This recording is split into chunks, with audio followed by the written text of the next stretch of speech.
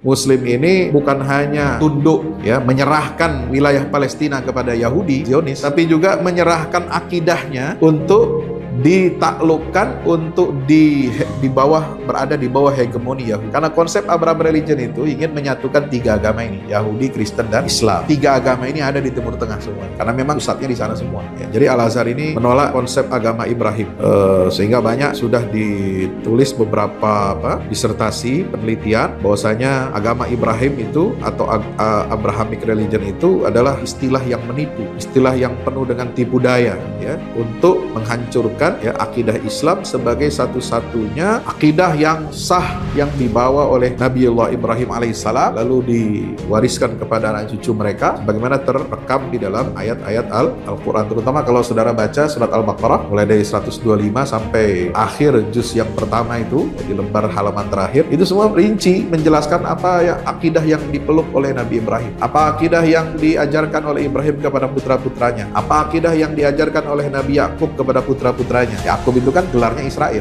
Wa idh hadara Yaqub al-mautu idh qala li banihi ma ta'buduna min ba'di. Itu ayat yang secara telak ya, menolak klaim bahwa agama Yahudi itu adalah penerus daripada milah Abraham, milahnya Ibrahim alaihissalam. Apa? Nabi Yakub saja yang bergelar Israel itu, dia mengajarkan agama Islam itu kepada putra-putranya sebagai satu-satunya agama yang mereka peluk. Am kuntum syuhada idh hadara Yaqub al-maut. Apakah kalian wahai umat Yahudi menyaksikan, hadir ketika Nabi Yakub itu sakaratul maut? Dia berkata kepada anak-anaknya, putra-putranya, "Ma ta'buduna min ba'di?" Apa yang akan kamu sembah setelah aku mati nanti? Qalu, anak-anak mereka semua, anak-anak Yakub yang kita kenal sekarang namanya Bani Israel, itu semua dulu nenek moyang bilang kepada bapaknya itu Yakub, pada Israel, bahwa kami na'budu ilahaka, kami akan terus-menerus menyembah Tuhanmu satu-satunya, wa ilaha abaika, dan Tuhan yang disembah oleh bapak-bapak atau kakek-kakek dari engkau, Ibrahim wa Ismail wa Ishaq ilahan wahida wa nahnu lahu muslimun. Itulah Tuhan yang disembah oleh Ismail, Ishak, Yakub sebagai Tuhan yang esa, dan kami semua muslim. Itu aslinya Bani Israil itu muslim.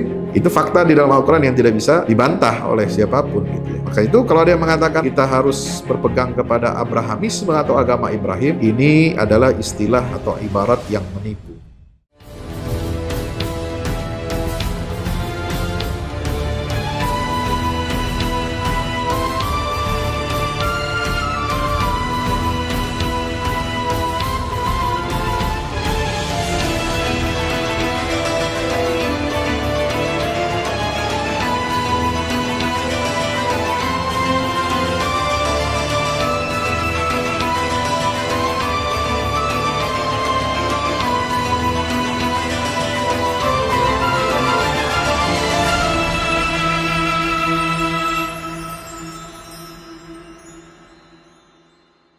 Bismillahirrahmanirrahim.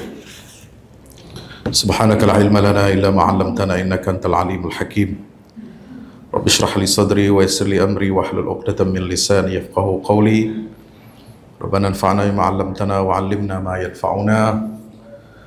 Allahumma arinal haqqa haqqan warzuqna ittiba'ah wa arinal batila batilan warzuqna ijtinabah. Rabbana atina fid dunya hasanah fil akhirati hasanah wa qina 'adzaban nar. Ahyikum bitahiyatil Islam. Assalamualaikum warahmatullahi wabarakatuh. Alhamdulillahi wa kafa wa salatu wassalamu ala rasulihil mustafa wa ala alihi wa ashabihi ahli sidqi wal wafa. La hawla wa la quwwata illa billah. Alhamdulillah, siang hari yang berbahagia ini mari kita senantiasa bersyukur kehadirat Allah Ta'ala, seraya kita bersalawat salam untuk baginda kita Nabi besar Muhammad sallallahu alaihi wasallam. Allahumma salli ala Muhammad wa ala ali Muhammad. Assalatu wassalamu alaika ya Rasulullah.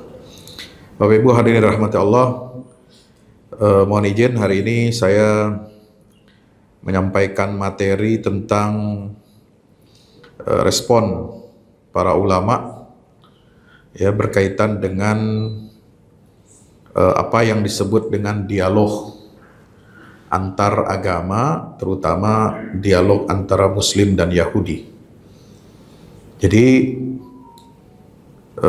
dialog di dalam Islam ini satu hal yang sangat dianjurkan, terutama bagi para pemeluk antar umat beragama. Ya, karena agama ini berbeda-beda, agama ini bermacam-macam. Walaupun Al-Quran menggarisbawahi, ya, memberikan mention yang sangat jelas bahwasanya dahulu seluruh umat manusia ini berada dalam satu agama yang telah ditetapkan oleh Allah Subhanahu wa taala. Kana nasu ummatan wahidah. Fab'atsallahu an-nabiyyina mubasysyirin wa mundzirin. Ya, manusia itu sebenarnya sejak awal itu telah diperkenalkan oleh Allah sebagai satu umat. Satu umat itu apa? Satu kelompok, ya, rangkaian kelompok umat manusia yang memiliki sebuah sistem keyakinan dan kepercayaan yang satu. Ya, agama ini ketika Allah turunkan, wahyukan kepada para nabi dan rasul itu membawa ciri apa? Tauhid kepada Allah Subhanahu wa taala. Ya, sejak zaman Nabi Adam. Ya, wa 'allama Adam al-asma. Kemudian Nabi Nuh, uballighukum risalata rabbi. Kemudian Nabi Ibrahim mendebat Raja Namrud agar kaumnya semuanya tunduk dan mengakui keesaan Allah Subhanahu wa taala. Demikian pula risalah yang dibawa oleh Nabi Yakub dan Yusuf. Ya, semuanya memperkenalkan kepada umat manusia dimanapun dan kapanpun agar senantiasa mereka menyembah satu-satunya Tuhan. Ya, walaqad ba'atsna fi kulli ummatin rasulan an i'budullaha wajtanibut taghut.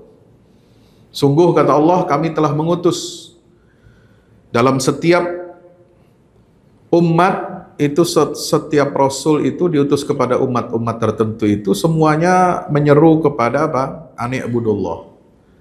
Jadi dakwahnya itu mengajak kepada apa? Menyembah kepada Allah Subhanahu wa taala, Tuhan yang Maha Esa. Wajtanibut taghut, dan menjauhi atau meninggalkan semua sesembahan selain Allah. Ya, itulah agama tauhid. Sampai datang kemudian, ya, oknum-oknum di antara umat manusia ini yang menyimpangkan, ya, agama Allah, menyelewengkan agama itu menjadi bermacam-macam, ya, mencari jalannya sendiri, tidak tunduk kepada wahyu, ya. Dan sebagaimana yang kita ketahui, ya, ketika kita sholat senantiasa memohon kepada Allah agar kita diberikan istiqomah, ihdinas siratal mustaqim, jalan yang lurus, yaitu jalan apa? Al-Islam, jalannya Al-Quran, jalan yang telah ditunjukkan oleh seluruh Nabi dan Rasul sampai Nabi kita Muhammad Sallallahu Alaihi Wasallam. Dan Al-Quran sudah menggarisbawahi ihdinas siratal mustaqim, siratal ladzina an'amta alaihim, ya, ghairil maghdubi alaihim waladdallin. Makanya itu satu kesatuan tuh. Jadi kalau kita baca ayat yang ke-7 surat Al-Fatihah itu jangan sampai kita berhenti di tengah. Harus disambung.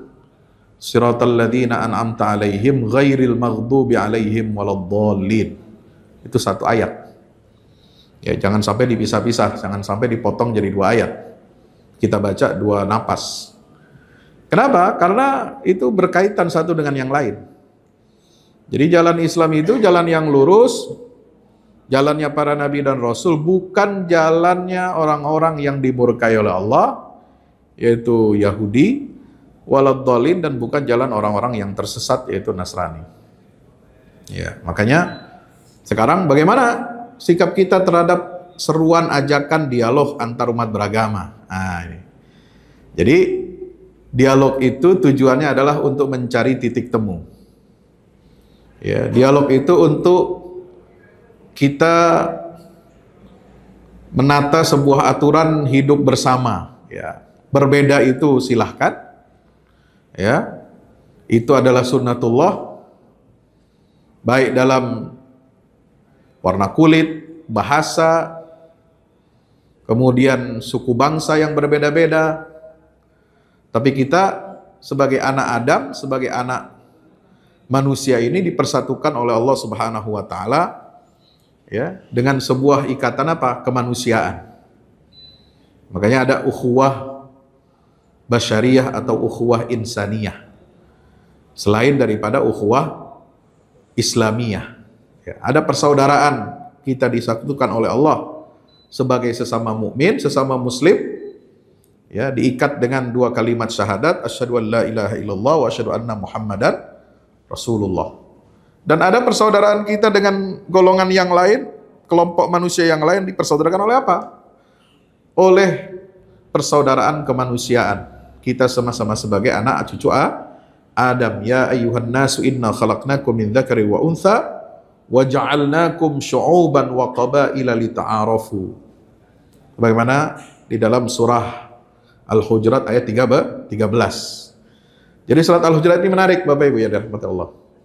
Ya, mulai dari ayat 10 sampai 13 itu memberikan rambu-rambu pedoman hidup bagaimana hidup dalam masyarakat lingkup sosial yang beragam. Ya, apakah itu dalam agama, apakah itu dalam suku bangsa, ada rambu-rambunya. Ya, pertama ditegaskan bahwa kita ini bersaudara. Innamal mu'minuna ikhwah. Orang-orang beriman itu semua bersaudara. Kemudian ada perintah fa aslihu baina akhawaikum. Kalau ada yang berselisih, ada yang bertengkar, kita harus mendamaikan. Siapapun mereka, apakah seagama dengan kita atau berbeda agama, itu perintah yang umum. Kemudian datang ayat tentang apa? Larangan untuk mencaci maki kelompok lain. Larangan untuk merendahkan kelompok lain, termasuk yang berbeda agama dengan kita. Termasuk di dalam Al-Quran ada larangan kita mencaci, mencela Tuhan-Tuhan sesembahan orang lain. Itu ada. La tasubbul ladzina yad'una min dunillah fayasubbullaha adwan bighairi ilm. Ya. Kemudian ada larangan kita untuk suuzon, berburuk sangka kepada sesama. Larangan untuk ghibah, ya. Menggunjing kelompok lain. Larangan untuk menyebut lakop yang buruk, sebutan-sebutan yang buruk kepada orang lain atau kelompok lain. Sampai diakhiri dengan ayat, wahai sekalian manusia, kami telah menciptakan kalian semua ini bersuku-suku dan berbangsa-bangsa. Oleh sebab itu, kalian hendaknya ta'aruf, saling mengenal satu sama yang lain. Jadi tujuan dialog di antara umat beragama ini adalah untuk memandu kita bagaimana kita saling menghormati, ya, tenggang rasa, ya, ada batasan-batasan toleransi, mana yang benar, mana yang kebablasan, itu. Jadi dialog itu fungsinya seperti itu untuk supaya kehidupan sosial kita itu rapi, ya, tidak bertentangan satu dengan yang lain. Ya, apalagi kita hidup di negara yang majemuk seperti Indonesia. Ya, alhamdulillah dalam sejarah peradaban Islam, ya, peradaban Islam ini adalah peradaban yang paling toleran terhadap adanya perbedaan. Apakah itu suku bangsa, apakah itu ras, apakah itu bahasa, warna kulit, termasuk agama. Ya, coba lihat, saudara, kalau pergi ke Eropa, ke Amerika, dulu ketika awal pembentukan negara-negara itu, ya, itu mereka dibagi berdasarkan nasionalisme, berdasarkan apa? Berdasarkan bahasa. Ya. Eropa itu sebesar itu, ya, tidak lebih besar dari luas Indonesia, itu ada 28 negara. 28 negara. Bahasanya berbeda-beda. Rasnya berbeda-beda. Dan mereka nggak mau menyatu. Ya, antara orang yang berbahasa ini dengan bahasa itu, yang berbeda, itu nggak mau diikat dalam satu negara. Walaupun sebenarnya ya rata-rata mayoritas agamanya itu agak mirip sama. Ya, dulu semuanya hampir semua Katolik kecuali setelah abad 16 muncul kelompok Martin Luther, ya, dan kelompok Lutherian, lahirlah aliran Protestan. Nah, baru itu di Jerman. Ya, kemudian menyebar ke beberapa negara tapi tidak banyak, tapi ya paling ke Belanda. Ya, Belanda, Jerman, ya, itu Protestan. Tapi umumnya semua mereka satu agama itu. Jadi walaupun berbeda aliran, tapi umumnya satu agama. Tapi nggak mau dia tinggal dalam. Makanya dibuatlah negara itu namanya bermacam-macam. Tapi lihat peradaban Islam, termasuk Indonesia. Ya, Indonesia ini memilih nation state, tetapi lihat komposisi negara Indonesia itu bersuku-suku bangsa yang banyak, ya, perbedaan agama yang sangat banyak, ya, tetapi kita punya diikat oleh apa? Oleh satu bahasa nasional. Nah, itu bahasa Indonesia. Ya, dan kita mau bisa hidup dalam satu negara yang sama. Makanya bentuk negara kita adalah negara kesatuan. Itu mirip dengan perjalanan sejarah peradaban Islam. Ya.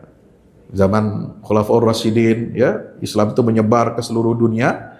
Itu yang menjadi warga negara Khilafah Rasyidah, Khulafaur Rasyidin itu adalah ya bermacam-macam, termasuk orang-orang Kristen.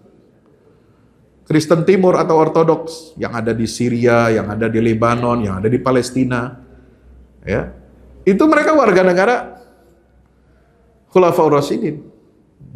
Berdaulah Bani Umayyah juga demikian, ya. Kemudian Abbasiyah juga demikian. Ada warga negara yang beragama Kristen dan tidak masalah. Dan berbahasanya juga bermacam-macam. Bukan hanya bahasa Arab, ada bahasa Persia, ada bahasa Barbar, ada bahasa Afrika, ya. Ada bahasa Cina, itu semua masuk dalam sebuah negara besar yang disebut dengan dulu namanya khilafah. Ya.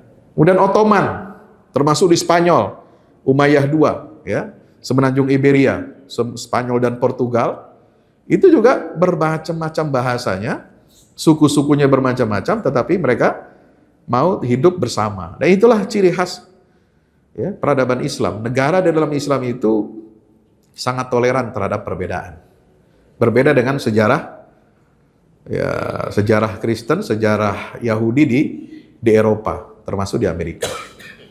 Ya. Ottoman itu negara besar, ya, luas wilayahnya itu mencakup seluruh wilayah Timur Tengah, Afrika Utara, ya, Asia Tengah, kemudian Balkan, ya, Eropa Timur sampai Asia Selatan dan Asia Tenggara.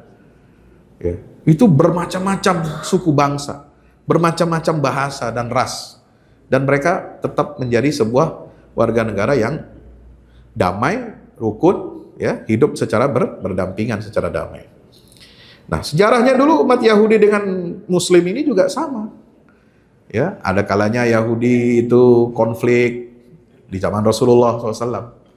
Maka banyak ayat-ayat Al-Quran turun, ya, diturunkan oleh Allah Subhanahu Wa Taala kepada Nabi SAW untuk mengingatkan bahaya Yahudi ini, ya, pengkhianatan mereka, ya, sampai mereka terusir dari Madinah, ya, baik itu di periode Madinah awal, ya, ada pengusiran Bani Qainuqa, kemudian pengusiran Bani Nadir, dan terakhir tahun ke-5 Hijriah ada pengusiran Bani Quraizah.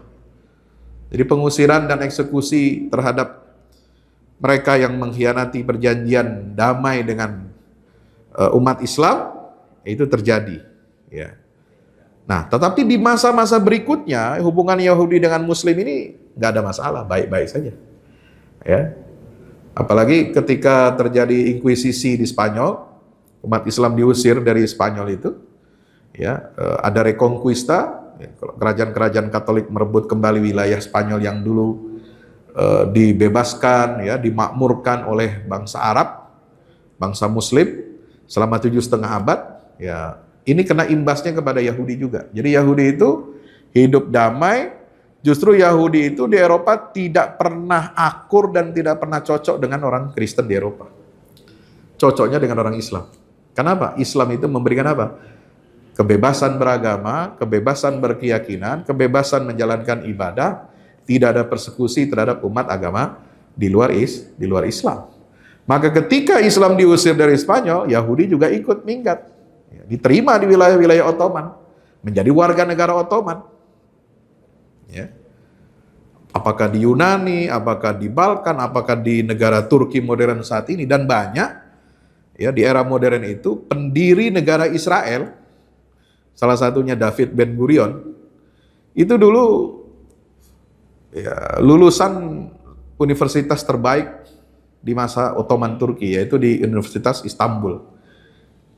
Istanbul University itu didirikan oleh Sultan Muhammad Fatih ketika dia menaklukkan Konstantinopel.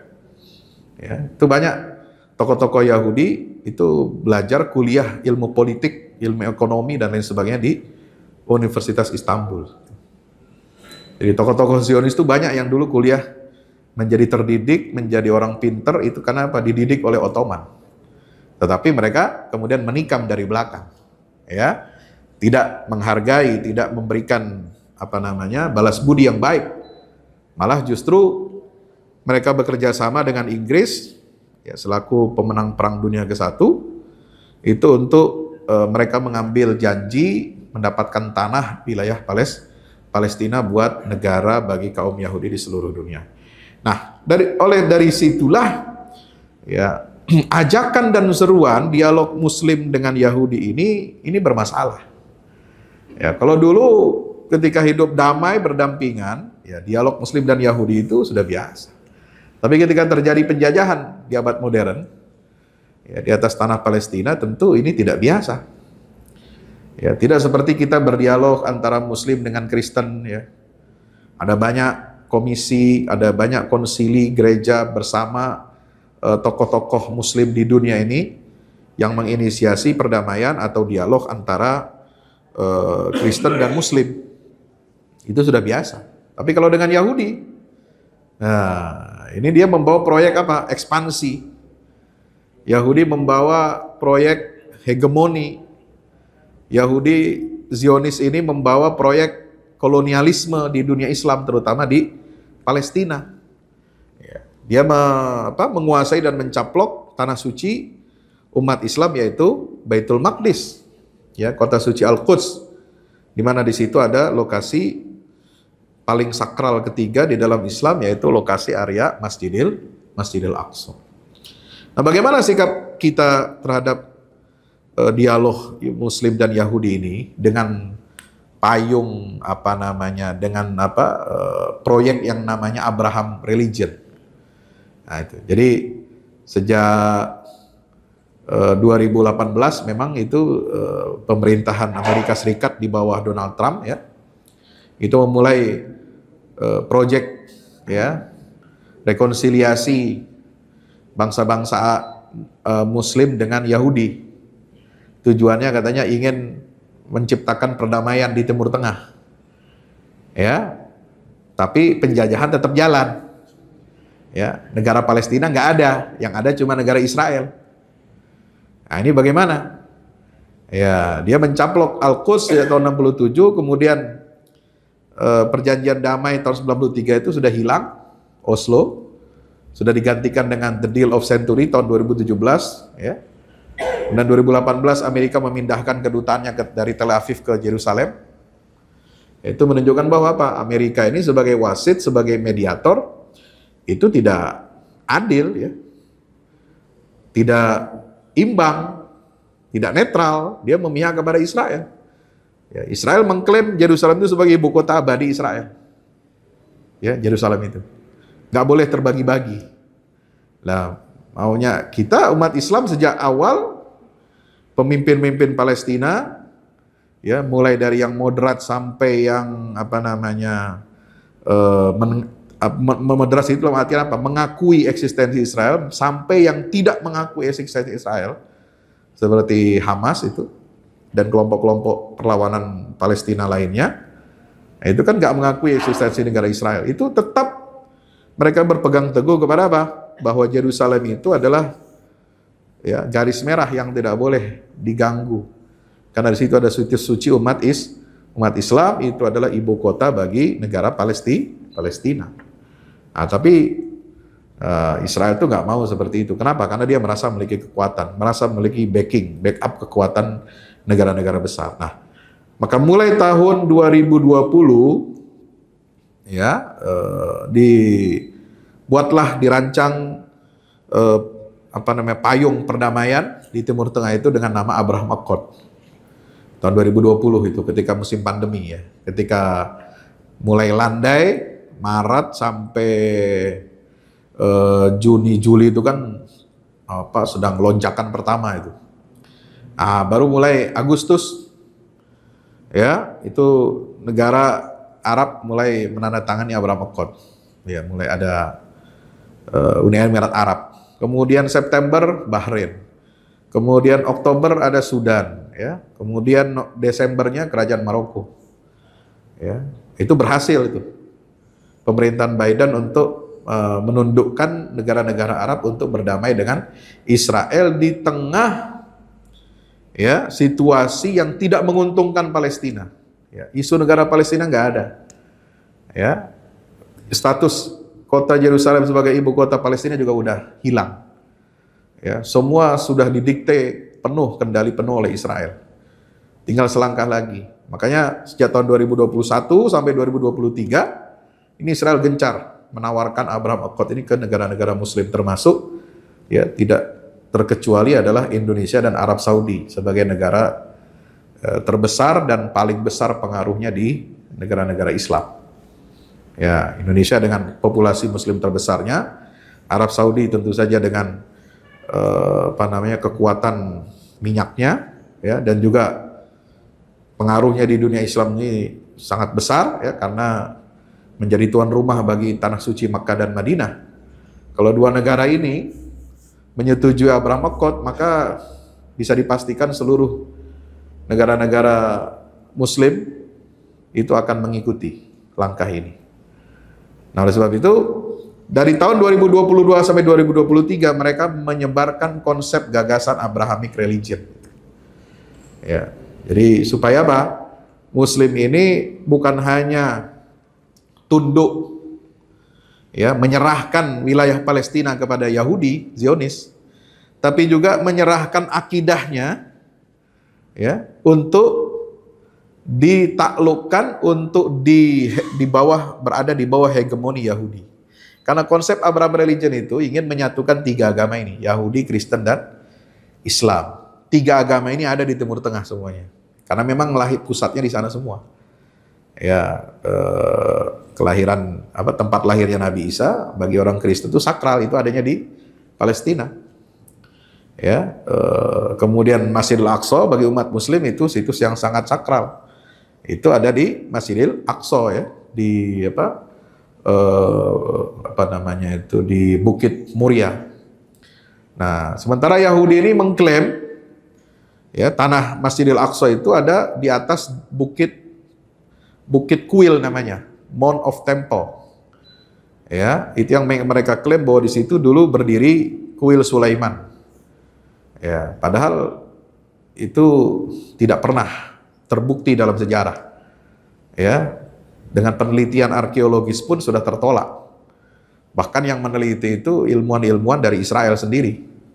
Seperti Profesor Israel Frankenstein itu sudah meneliti bersama tim, ya, para ahli-ahli sejarah dan arkeologi, menggali terowongan di bawah Masjidil Aqsa itu tidak ditemukan ada bekas reruntuhan, ya, daripada kuil Sulaiman itu yang didirikan sejak tahun 986 sebelum Masehi. Ya. Sementara Masjidil Aqsa itu sudah ada lebih dahulu sebelum itu. Jadi jangan dibayangkan kita mengikuti propaganda Israel itu bahwa Al-Aqsa ini baru berdiri setelah kuil Nabi Sulaiman, kalaupun benar itu lokasinya di situ. Ya, sebab Masjidil Aqsa itu sudah berdiri sejak, ya, Nabi Ibrahim alaihissalam. Ya, sudah ada di situ. Jadi 2000 sebelum Masehi sudah ada. Nah, kuil Sulaiman didirikan oleh Nabi Sulaiman itu baru didirikan menurut versi Yahudi itu 986 sebelum Masehi. Itu pun tempatnya diperselisihkan. Ya, yang paling riwayat Yahudi yang paling kuat menyatakan bahwa lokasi kuil Sulaiman itu ada di Nablus. Ya, bukan di Yerusalem, bukan di Al-Quds itu. Ya, bukan di tempat sekarang Masjidil Aqsa. Nah, jadi ada sebuah proyek konspirasi besar yang dijalankan oleh Yahudi saat ini untuk, ya, supaya Muslim ini bukan hanya menyerahkan kota Al-Quds kepada Yahudi, tetapi juga menyerahkan akidahnya. Yang menentukan benar dan tidak akidah itu adalah mereka. Ya, karena mereka menjadi kekuatan yang berada di belakang kekuatan negara adidai. Makanya para ulama itu menolak. Ya, jadi Al-Azhar ini menolak konsep agama Ibrahim. Ya, Sehingga banyak sudah ditulis beberapa disertasi penelitian bahwasanya agama Ibrahim itu atau Abrahamic religion itu adalah istilah yang menipu, istilah yang penuh dengan tipu daya, ya, untuk menghancurkan, ya, akidah Islam sebagai satu-satunya akidah yang sah yang dibawa oleh Nabiullah Ibrahim alaihissalam, lalu diwariskan kepada anak cucu mereka sebagaimana terrekam di dalam ayat-ayat Al-Quran. Terutama kalau saudara baca surat Al-Baqarah mulai dari 125 sampai akhir juz yang pertama itu, ya, di lembar halaman terakhir, itu semua rinci menjelaskan apa ya akidah yang dipeluk oleh Nabi Ibrahim, apa akidah yang diajarkan oleh Ibrahim kepada putra-putranya, apa akidah yang diajarkan oleh Nabi Yakub kepada putra-putranya. Yakub itu kan gelarnya Israel. Ya, wa idh hadara Yaqubal mautu idh qala li banihi ma ta'buduna min ba'di. Itu ayat yang secara telak, ya, menolak klaim bahwa agama Yahudi itu adalah penerus daripada milah Abraham, milahnya Ibrahim alaihissalam. Apa? Nabi Yakub saja yang bergelar Israel itu, dia mengajarkan agama Islam itu kepada putra-putranya sebagai satu-satunya agama yang mereka peluk. Idh hadara Yaqubal maut, ya, am kuntum syuhada idh hadara Yaqubal maut. Apakah kalian, wahai umat Yahudi, menyaksikan, hadir, ya, ketika Nabi Yakub itu sakaratul maut. Dia berkata kepada anak-anaknya, putra-putranya, ma ta'buduna min ba'di, apa yang akan kamu sembah setelah aku mati nanti? Kalau anak-anak mereka semua, anak-anak Bani Yakub, yang kita kenal sekarang namanya Bani Israel, itu semua dulu nenek moyang bilang kepada bapaknya itu Yakub, kepada Israel, bahwa kami na'budu ilahaka, kami akan terus menerus menyembah Tuhanmu satu-satunya, wa ilaha abaika, dan Tuhan yang disembah oleh bapak-bapak atau kakek-kakek dari engkau, ya, Ibrahim wa Ismail wa Ishaq ilahan wahida wa nahnu lahu muslimun. Itulah Tuhan yang disembah oleh Ismail, Ishak, Yakub, ya, sebagai Tuhan yang esa, dan kami semua muslim. Ya, itu aslinya Bani Israil itu muslim, gitu. Itu fakta di dalam Al-Quran yang tidak bisa dibantah oleh siapapun, gitu, ya. Maka itu kalau ada yang mengatakan kita harus berpegang kepada Abrahamisme atau agama Ibrahim, ini adalah istilah atau ibarat yang menipu. Kenapa? Ibrahimiyah itu yang dimaksud adalah al-Yahudiyah wal Nasraniyah wal Islam. Ini disebutkan dalam kitab Da'watut Taqrib Bainal Adyan. Ya. Yang berhimpun di dalam agama Abraham itu adalah agama Yahudi, Nasrani, dan Islam. Dari mana? Min muntalaqi annaha jami'an tashtariku fil iman bi nubuwwati sayyidina Ibrahim wa takrimihi wal i'tirafi bi 'azimi makanati wal i'tizaz bil intisabi ilaihi. Karena berangkat dari sebuah titik, ya, bahwasanya ketiga agama itu memiliki kesamaan. Apa kesamaannya? Tashtariku fil iman, sama-sama mempercayai kenabian Sayyidina Ibrahim alaihissalam. Ya, juga wa takrimihi, memuliakan Ibrahim dan mengakui ketinggian atau begitu besarnya kedudukan Ibrahim itu di dalam agama mereka masing-masing. Wal i'tizaz bil intisabi, dan semuanya merasa bangga, ya, menyandarkan dirinya, menasabkan dirinya kepada Nabi Ibrahim. Ya, sekarang kan lagi ribut nasab tuh, ya, keturunan Rasul. Kalau dalam tradisi agama Abraham itu, baik umat Yahudi, Kristen, ya, dan Islam itu bangganya mereka menasabkan dirinya, menisbatkan dirinya kepada Nabiullah Ibrahim alaihissalam. Gitu. Ya. Wahinan ma nutali'u fi dirasatil lati tanawalat al-ibrahimiyah najidu annana amama surataini likullin minhuma mafhumu wa dalalatul khatirah. Apa bahaya dari seruan agama Ibrahim itu atau Abrahamic religion itu? Kita mendapati kita ini berada di hadapan dua bentuk Dua gambaran yang masing-masing memiliki konsepsi dan ya konotasinya masing-masing yang sangat berbahaya. Apa yang pertama? Tatamatsalu fid da'wati ilal wahdah awit taqrib awit taufiq bainal yahudiyah wan nasrani wal islam wa isqatil fawariqil jauhariyah fi ma bainaha. Itu sama-sama ingin apa? Ingin mendakwahkan ya adanya kesatuan. Ya, atau pendekatan atau rekonsiliasi antara Yahudi, Nasrani dan Islam dan menggugurkan berbagai macam perbedaan-perbedaan, ya, pemisah-pemisah di antara tiga agama itu. Wal iltiqa alal qawasimil mushtarakah, bertemu di atas benang merah yang sama. Wal i'tirafi bisihhatiha jami'an. Nah ini, apa bahayanya? Yaitu mengakui kebenaran seluruh tiga agama itu. Ya, jadi dalam bentuk yang pertama ini seruan dialog agar kita ini sebagai sama-sama penganut Abrahamic religion itu mengandung tiga konsekuensi. Ya, dalam bentuk yang pertama. Pertama apa? Menyerukan rekonsiliasi. Ya, rekonsiliasi tiga agama. Kemudian menyerukan apa? Relativisme. Jadi semua serba relatif, ya. Tidak ada tidak ada perbedaan yang asasi, ya. Dianggap semua sama. Isqatul fawariq. Tidak ada perbedaan-perbedaan yang signifikan, yang substansial di antara ketiganya. Yang ketiga mengajarkan apa? Pluralisme.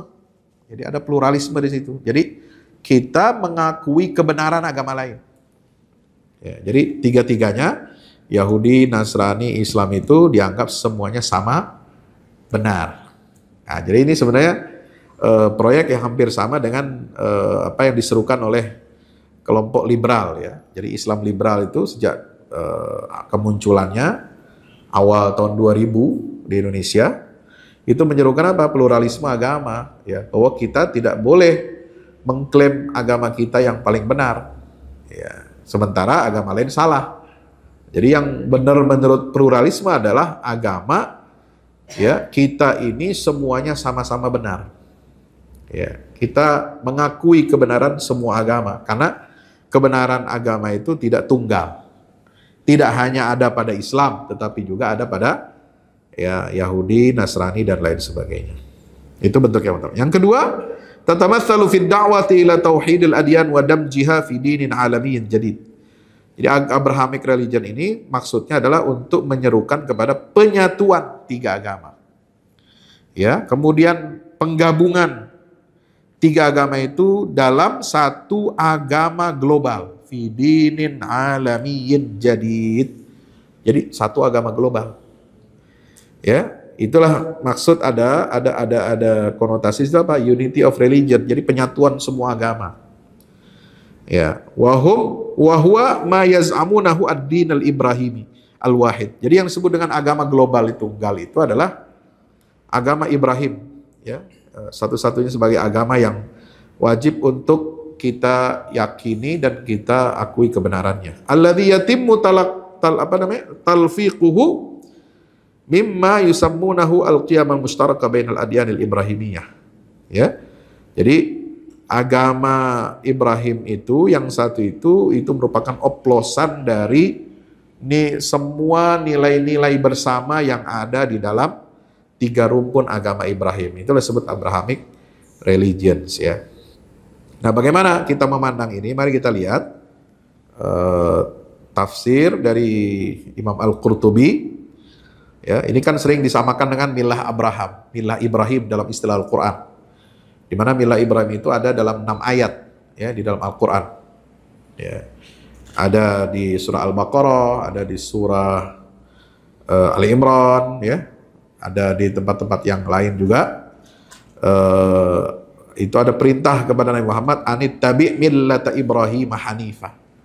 Wahai Muhammad, ikutilah, ya, milahnya Ibrahim yang lurus. Nah, seringkali ada kekeliruan dari cendekiawan kita Muslim, ya, yang keliru mengartikan milah Ibrahim atau konsep milah Ibrahim itu sama dengan Abrahamic religion yang dalam pengertian yang tadi disampaikan di era sekarang ini. Ya.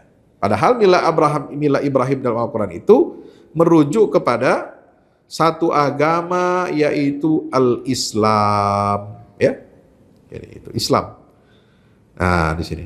Bismillah dalam tafsir Al-Qurtubi ya. Wa may yarghabu 'an millati Ibrahim illa man safiha nafsah. Siapa itu? Ya. Yang disebut millata Ibrahim di dalam tafsir Al-Qurtubi disebutkan wa inna ma 'anallahu bidzalikal yahuda wan nasara li ikhtiyarihim makhtaru minal yahudiyya wan nasrani 'alal Islam. Jadi dalam ayat siapakah orang yang membenci milah Ibrahim, itu adalah maksudnya orang yang membenci milah Ibrahim itu adalah Yahudi dan Nasrani, karena mereka memilih ya Yahudi dan Nasrani sebagai agama yang mereka peluk, bukan al-Islam. Lianna millata Ibrahim hiyal hanifiyatul muslimah. Karena milah Ibrahim yang dimaksud dalam ayat-ayat Al-Quran ini adalah agama al-hanifiyah yang lurus, ya, al-muslimah yang tunduk patuh hanya kepada Allah Subhanahu wa taala, sebagaimana firman Allah, "Makana Ibrahim Yahudiyan wala Nasraniyan walakin kana hanifan muslima." Ibrahim itu bukan Yahudi, bukan Nasrani. Ya, tapi dia adalah seorang yang hanif, seorang yang muslim, yang berserah diri, patuh hanya tunduk kepada Allah, Tuhan semesta alam. Ya. Allah dalam pandangan Nabi Ibrahim itu bukan Allah yang bersifat nasionalistik, eksklusif, hanya milik satu bangsa seperti halnya konsepsi Yahudi terhadap Allah. Allah dalam pandangan Nabi Ibrahim bukanlah Allah yang dibagi menjadi 3 oknum. Ya, ada Tuhan Bapa, Anak, dan Roh Kudus. Allah itu hanya satu, lam yalid walam yulad walam yakun lahu kufuwan ahad. Satu, tidak berbilang, ya, tidak beranak dan tidak diperanakan, ya, dan tidak ada yang serupa dengannya, tidak ada tandingannya sedikit pun di alam semesta ini. Wa taraku millata Ibrahim. Nah, di sini disebutkan mereka Yahudi Nasrani itu meninggalkan millahnya Ibrahim. Apa? Yakni al-Islam. Agama Ibrahim itu adalah al-Islam. Kadzalika ba'atsallahu nabiyyahu Muhammadan SAW bi millati Ibrahim. Ya. Itu pula tafsir yang disebutkan oleh Imam Al-Qurtubi ketika menjelaskan ayat berikutnya, wa wassa biha Ibrahimu banihi wa Yaqub ya baniya innallaha astafa lakumud-din fala tamutunna illa wa antum muslimun. Ini wasiatnya Nabi Ibrahim kepada putra-putranya. Ya, termasuk juga Yakub kepada putra-putranya, ya. Wahai anak-anakku, janganlah kamu mati kecuali dalam keadaan muslim. Ya, Allah sudah memilihkan untuk kamu Islam itu sebagai agama. Tapi kenapa kalian bikin ajaran agama di luar al-Islam itu? Nah, maka lahirlah Yahudi dan Nasrani. Gitu.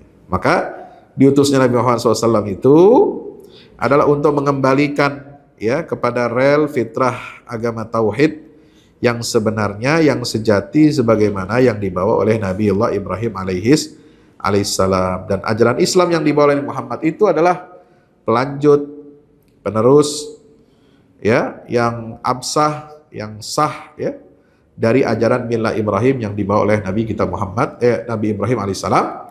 Ya, sehingga ajaran Nabi Ibrahim itu dengan Nabi Muhammad ini sudah menjadi satu kesatuan yang tidak bisa dipisahkan. Ya, demikian. Jadi kalau ada yang mengajak untuk dialog, ya, kebanyakan dialog Muslim Yahudi sekarang ini digunakan, dimanfaatkan untuk kepentingan penjajah Israel, ya, supaya kita berdamai dengan mereka, supaya kita tidak lagi mempermasalahkan tindakan mereka yang bersifat kolonialis, imperialis, menjajah, menzalimi, ya, bangsa Muslim, bangsa Palestina, ya, dan menganeksasi Masjidil Aqsa. Nah, itu ujungnya ke sana arahnya. Kita dipaksa untuk apa? Untuk mengakui hak mereka berada di Yerusalem, berada di wilayah tanah Palestina, hak mereka untuk menghancurkan Masjidil Aqsa, itu ujungnya ke sana. Ya. Kemudian membangun kembali Haikal Sulaiman yang ketiga. Sekarang pemimpin Israel sekarang semua sudah berbicara apa? ya mulai memprovokasi orang-orang Yahudi Zionis untuk meramaikan ya Masjidil Aqsa diisi dengan orang-orang Yahudi dan mereka beribadah di sana. Ya, ada salah satu menterinya ya sudah berkoar-koar ya agar pemerintah Israel itu membangun sinagog di area Masjidil Aqsa. Ya, dan membiayai ya orang-orang pemukim ilegal Yahudi ya untuk masuk ke area Masjidil Aqsa dalam semacam tur-tur ya dari seluruh wilayah Palestina yang diduduki oleh Israel itu, supaya orang-orang Yahudi beramai-ramai memasuki wilayah area Masjidil Aqsa itu dan kemudian menguasai sepenuhnya dan melarang umat Islam untuk sholat di dalamnya. Itu sudah mulai sekarang.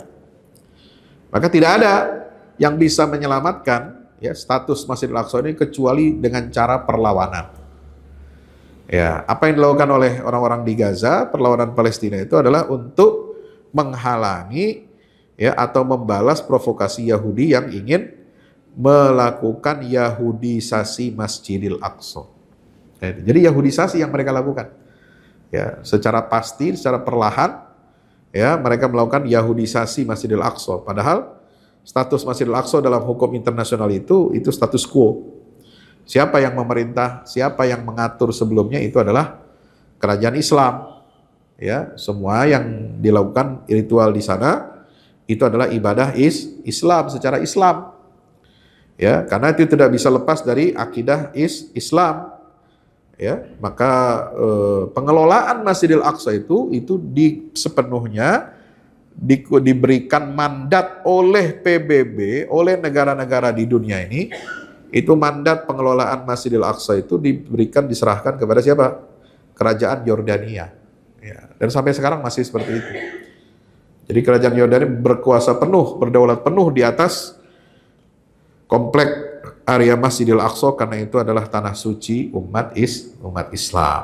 Ya, mudah-mudahan bermanfaat, menjadi peringatan buat kita agar kita tidak teledor, tidak menyerahkan begitu saja ya masalah Masjidil Aqsa ini dengan alasan kita ya harus berdamai dengan Yahudi ya.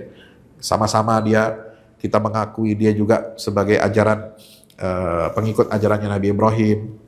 Ya, sama-sama kita sebagai agama yang bertauhid ya. Lalu kemudian kita disuruh memberikan konsesi ya, menyerahkan bagian dari akidah umat Islam ini kepada agama Yahudi. Jadi persoalannya tidak akan ada perdamaian ya kecuali Palestina itu berada di wilayah kaum muslimin. Karena apa? Semua agama itu, tiga agama itu diberikan kebebasan beribadah di sana. Ya, tanpa harus mengganggu satu sama lain, tanpa adanya penjajahan, tanpa adanya menimbulkan kerugian, permusuhan ya kepada umat agama lain. Itu hanya ada dalam peradaban Islam. Ya, Palestina, Masjidil Aqsa akan damai kalau ya dikuasai oleh Muslim. Ya, kalau dikuasai non-Muslim itu pasti nggak damai. Karena karena dia mau menguasai semuanya. Sementara ya ada permasalahan-permasalahan sangat pelik di area tersebut. Demikian. Wallahu a'lam bishawab. Assalamualaikum warahmatullahi wabarakatuh.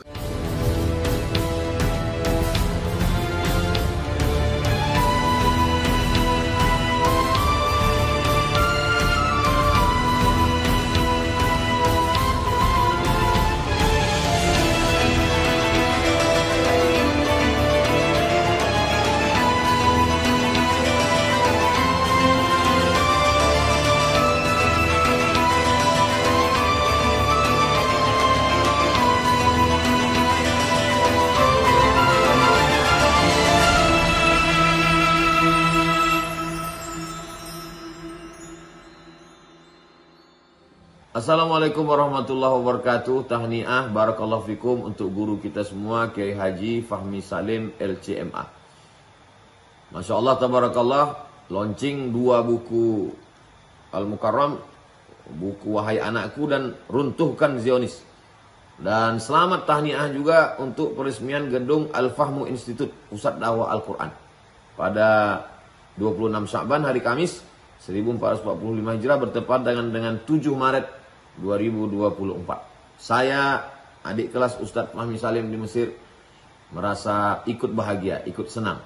Sekali lagi tahniah, ajmal at-tahani, ungkapan selamat yang terindah untuk Kiai Haji Fahmi Salim LCMA. Barakallahu fikum. Wassalamualaikum warahmatullahi wabarakatuh.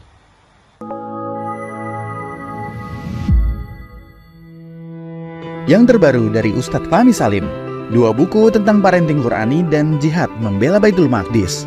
Buku Wahai Anakku, Benahi Adabmu, Bersihkan Hatimu, buku yang siap membuka cakrawala pikiran dan batin sahabat.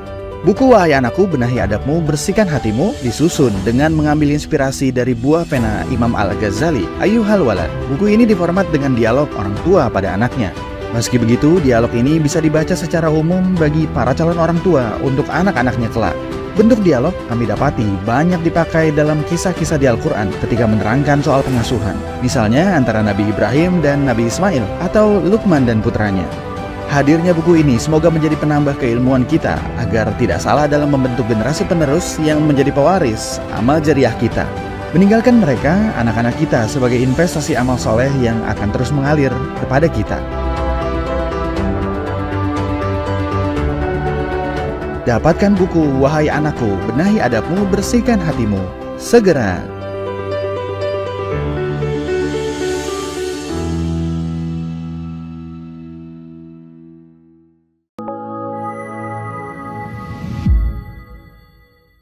Yang terbaru dari Ustadz Fahmi Salim, buku Runtuhkan Zionis Rebut Baitul Maqdis, buku yang siap membuka cakrawala pikiran dan batin sahabat.